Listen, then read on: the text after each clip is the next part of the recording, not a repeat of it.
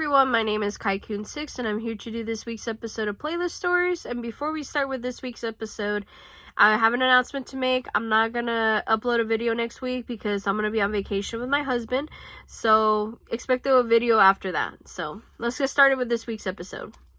As you can see at the title, Underneath the Gun by Limp Bizkit. I remember listening to the song so much when it first came out in 2003 with the album Results May Vary, and how this song, just every single time I listen to this song, I try to skip it because this song reminded me of an individual that I knew when I was in middle school, and how, you know, his situation affected me even as of today as an adult. So if I get emotional, you guys, just ignore it, because he really did affect me a little bit when I was like younger, and even as an adult, it's like a fresh open wound, you know, kind of like I still remember the same feelings as I felt back when I was in middle school. So, you know, just excuse me if I start crying or something. I'm gonna be wiping my tears and stuff with like my bandana and stuff, so just ignore it. Okay, so back in middle school, I remembered going into this English class, and I got to know you know, two individuals. And, well, one of them I already knew back in 7th grade, but she recently came back into my life again until I was in 8th grade, and it was in my English class. So, and I'm going to give her the nickname Rhea. She was like this popular girl that everybody knew her, and, you know, she was very energetic, she was spunky, she was just like everything that it just screamed like she was actually like, you know, part of the popular group clique. And so, and the other individual I'm going to be talking about, I'm going to use his real name because, like, a lot of people knew him and stuff. So, this kid, his name is Anthony Soto. And, he was, like, I don't know, what was he? He was, like, either part, like, maybe he was in the popular group, and then he was, like, in the outcast, or he was just, like, a nerd, a kid, I don't know. But he was different. He really was, because he was, like, oh, you know, like, I like to play basketball. I like to do this, do that, while, you know, I like to read comics or watch anime. I don't know. He was very different. And he kind of spoke a little bit of himself every single time somebody tried to, you know, get a conversation going. But honestly, the one that was really close to him, other than I was Rhea. And so there was a lot of details that Rhea has told me over the years, when I was in high school and stuff like that, that was just like, it made sense, basically. So anyway, we were in this English class together, all three of us, and we were getting to know each other, you know, we were doing group projects, and I just remembered, like, great, I'm gonna be stuck with this popular girl because her energy was, like, too positive for me at the time. And I remember I was going through, like a kind of like a personality change. Like, I wanted to figure out who I was, but, you know, that didn't work out until I was, like, in high school. So the personality that I had back then was just, I'm just gonna be the quiet girl, people will leave me alone and stuff like that. But then, due to my presence in the class, everybody knew me, and they tried to sort of kind of like give me this 15 minutes of fame type of thing, and I was just like, I didn't enjoy that. And I just remembered, like, telling everybody to leave me alone, basically. So then after that, we started doing some assignments for the classroom and stuff, at least for my English class. And one of which was like creative writing, and the other one was singing. And I remember doing that within the first and second semester of my middle school year of 8th grade. And I got an A+ on both assignments, honestly. Well, actually, the singing part was an A because my teacher at the time criticized me when I got tone deaf or out of key at some point, but I knew I sang better than the other kids, at least, and I was like, it brought me like some sort of like confidence, I guess. But later on, I was just like, no, this is too much confidence for me. I'm just gonna go whittle down to like this quiet, shy girl again. And so during those, when we were doing the singing and then the creative writing and all that, like, Anthony became like kind of like close to me, sort of like he was just talking to me and stuff, and I was just like, oh, I just don't want to get to know you, kid. I don't know you and you don't know me. And then all of a sudden he basically like just didn't stop trying, and then we just became really close friends after that. Like, we started sharing some stuff towards each other. There was some stuff I told him that I've told in confidence, and of course, who knows if he ever told Rhea, but Rhea did had an idea of it, so I was just like, okay, well, whatever. I didn't really care. If people knew about it, they're gonna know about it. And so after that, like, we started becoming like closer friends. Like, we just started sharing some stuff. He was like, oh, like, you have a brother and a sister, and I was just like, yes, I do. And because one day my brother picked me up from school, and he was blaring freaking Ice Cube, like, out of nowhere. He was like blaring Ice Cube, and apparently that impressed Anthony. He was just like, your brother is really cool. And I was just like, thanks, like, he is really cool. So anyway, then after maybe a certain amount of time, once we were done with like a lot of the group projects, we were getting ready to go into graduation, and we were going to go into high school. And there was this timing where nobody knew what happened, but I just remembered it happened over the weekend. And I just remembered seeing this news media van, whatever thingy, outside my middle school. And I was wondering what was going on there. And they were like covering some story that happened in middle school. And I just thought, okay, maybe there was like a kidnapped kid, you know, because at that time, like, Ontario was kind of like, you know, not going through a lot of crime. But I mean, sure, there was a lot of theft and all that stuff like they normally do. But like, kidnapping was a very rare thing. So then, you know, the news media was just like supposedly covering that story, but then that wasn't true. Apparently they were covering the school staff, and it was fucking bad. It really was, because I remember that Monday when I first showed up to class, my English teacher and everybody else in that classroom were crying, and I noticed somebody was in there, and I was just like, what happened with Anthony? And so principal came in not that long after, because when I tried to ask Rhea the question, she ignored me. She was just like, the principal is about to talk to us about it, so if you want to, strap yourself in. And I was just like, what happened? And she's like, you know, crying, you know. It's just like, oh boy. So then principal came in, told us that, you know, Anthony died, and I was just like shocked. I was stunned.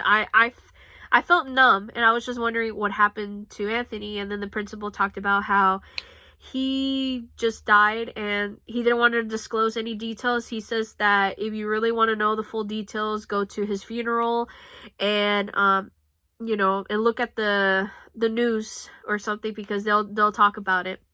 And I was just shocked, and I remember Rhea cried really heavily in that class. She went to the guidance counselor because she was excused to go. And then so I remembered a few hours after that, I started crying, because I started remembering like the little small things that Anthony did that affected me. And I was just like, this is so strange. Like, I don't know why this kid's death affected me so well. But I mean, he and I, we were really close friends. So I just remembered going to my guidance counselor, talking to him, and then just said, oh, you're just going to be fine. So I was like, okay, cool.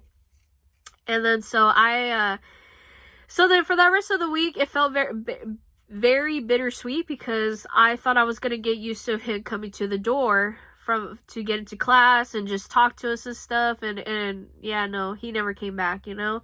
So it was a very interesting year for sure. And I remember once we, then it was a funeral for sure, because then I remember it was graduation after that.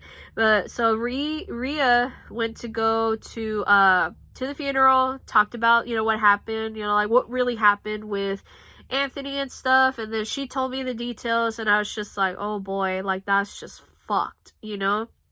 So then I remembered this song coming into my playlist, or at least my brother played the song, and I remember I cried, and I was just like, oh boy, because Anthony actually did die of, he committed suicide and he killed himself with a gun. I don't know where he got the gun or anything like that. I just thought that maybe he got it from like a friend of his, an uncle, his dad, or his mom.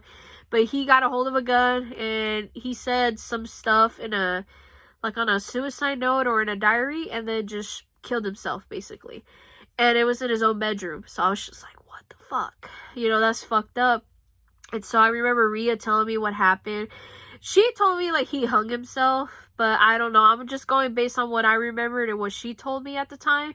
And then when I remembered, I went home that Monday to go see the news media, and I remembered I played it on the TV, and I was shocked because they showed like his house and I don't know what else. It was fucked up. And so they the school district, they had to make a decision on to get a scapegoat. And they fired like a really, really good vice principal at the time. And he was really good because apparently there was like inside information or something that he knew about the suicide or something. I don't know. But all I know is that they blamed it on him and that was not fair. And so they fired him for that. And we never saw him again. And so graduation day came and we dedicated some time for Anthony, and then that was it. It was just bittersweet. And then I remembered going into freshman year, you know, and oh boy. Like I remembered me forgetting that I applied for to be in choir class, because in that 8th grade English class, like, since I passed both the creative writing and the singing part of that assignments, like, he encouraged me to sing and to write more. And he wanted me to have a career out of either of them. And I was just like, no, I'm just going to do it for fun. And I still do it as for fun. Even though I'm not as good as I used to be, because I remember when I was in choir, I was a little bit better at singing. But now I'm like, I'm out of practice. I'm not singing through my diaphragm. I'm singing through my throat. So probably it's affecting my throat. Who knows? But I don't sing like all the time, you know? So, and if I do, it's just what I know and just do whatever I wanted to. So then I remembered in choir, and the first day I remembered thinking about Anthony. And then I was just like, you know what? I'm going to dedicate all 4 years of choir, which I ended up doing. I ended up doing all 4 years of choir in my high school to sing, and it's going to be about him, you know, like kind of like dedicating my voice to him. And so my freshman year, like there was like this teacher that I had, and he decided to say like, hey, we're going to be saving our money. We need to get some dresses, some shoes, and then we need to do a venue. And so we were raising the money for that type of stuff. And I remembered my first performance was in the auditorium of my high school.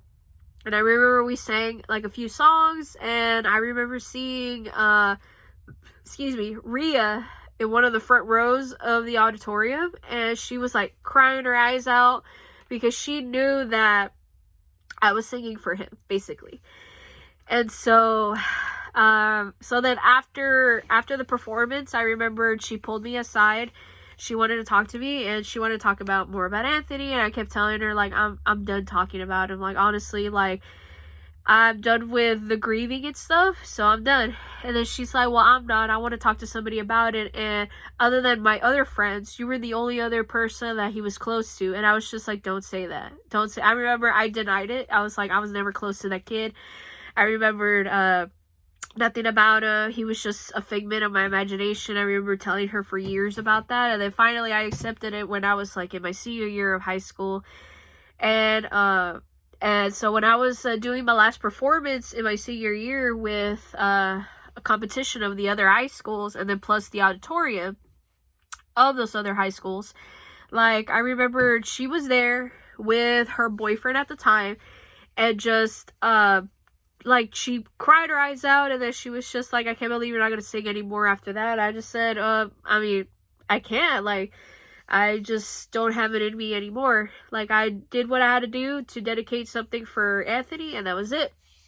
And so she was like, you know, probably you're gonna have to remember him for the rest of your life. And I'm just like, I know I will. And then after that, we tried to be friends. Honestly, it was just like the most uncircumstantial way we were gonna be friends was like through this kid's death, you know. And we tried to be friends, but there were just so many differences in our lives where, you know, it couldn't help. It couldn't happen. So I remember for the longest time, I was just avoiding her and her friends and stuff because they all wanted to be my friend. I remember. I was just like, why does the popular kids want to bug me so much? Even after Anthony's death.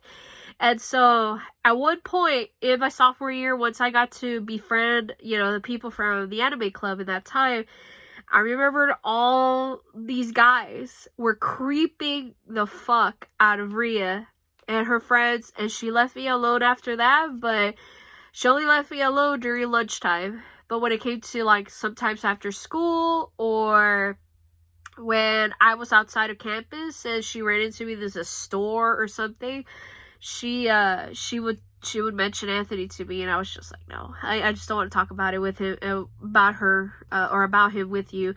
And so I remember I was silent for a while, and then, you know, just I dealt with the grief in my own way, and even as today, it still affects me because I'm getting really emotional. So I'm just hoping that, you know, maybe his family is okay and all that stuff. So there you go.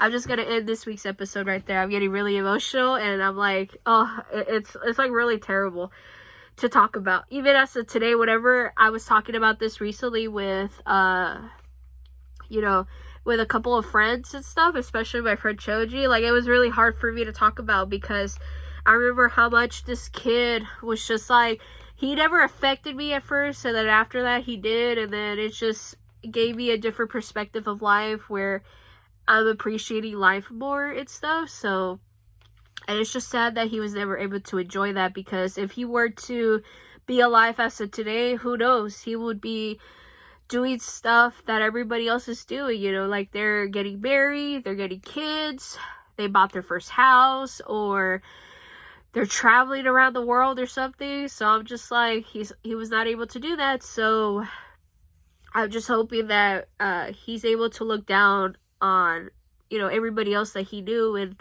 everybody else around, where, you know, hopefully he's like proud of us for whatever choices we make in our life and stuff. So hopefully that'll be all right. So anyway, I'm going to end this week's episode.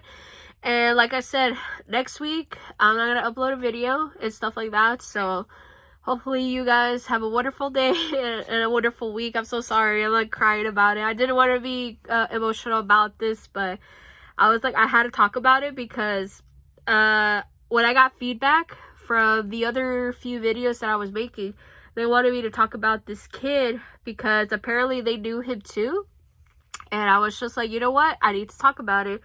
And how much like he affected me when he was alive, and then after he was dead, and then now as like a, you know, like as an adult now, like how much his death affected me and how much it does still affect me. So every single time I listen to the song Underneath the Gun by Limp Bizkit, I always try to skip it because it just straight up reminds me of him.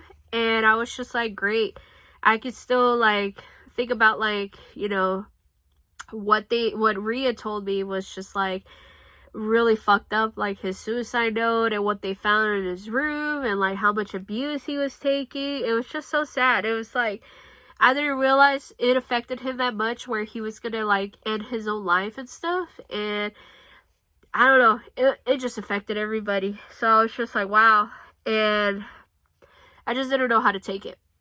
And so I dealt with my grief in my own way, and so did Rhea. And after that, just, you know, we try to deal with it in our own way. I know even as of today, she's still affected by his death because not that long ago, she was celebrating like a I want to say a birthday party for somebody, and then she mentioned his name or something. I was just like, oh boy, like I can't believe it. So anyway, I'm just going to end this week's episode. So hopefully you guys, you know, have a good day and a good week. And I'll see you guys 2 weeks from now. So bye, everyone.